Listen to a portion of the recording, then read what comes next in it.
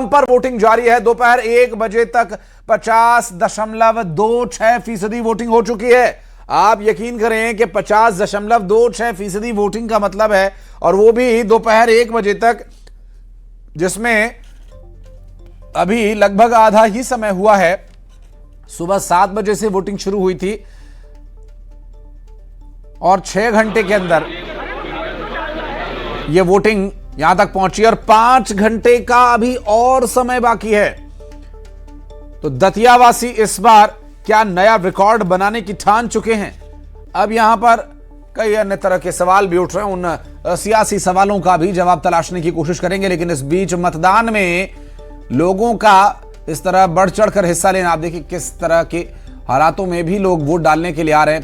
पैर में चोट लगी हुई है, हाथ में स्टिक लेकर सहारे से धीरे धीरे चलते हुए भी मतदाता अपने मताधिकार का इस्तेमाल करने के लिए पहुंच रहे हैं, क्योंकि ये धीरे धीरे चली गई चाल लोकतंत्र में एक बड़ा बदलाव ला सकती है, विकास की गति को बढ़ा सकती है। और राजीव हमारे सहयोगी इस वक्त हमारे साथ जुड़ के बात करेंगे उनसे। राजीव, 50% से ऊपर वोटिंग चली जाएगी 1 बजे तक, अंदाजा नहीं था इस बात का?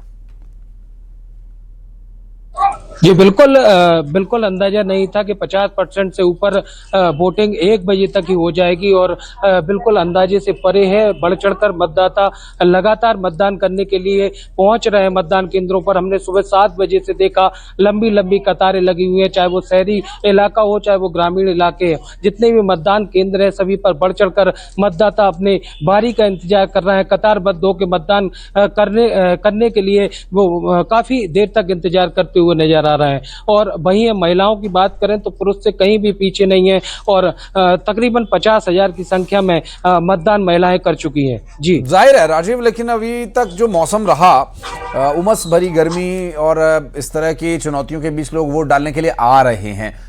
तकनीकी स्तर पर, चुनाव आयोग की तरफ से की गई तैयारियों के स्तर पर कोई परेशानी तो नहीं नोटिस में आई, जो जिसकी वजह से कोई वोटिंग पर कोई असर पड़े? लोगों में तो उत्साह दिख रहा है।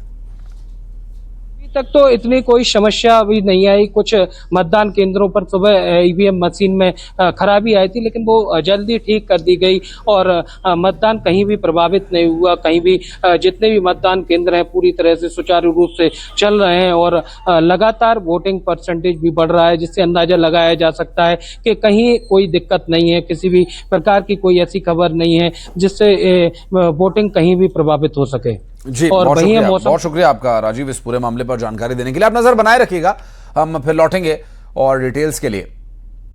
और ग्वालियर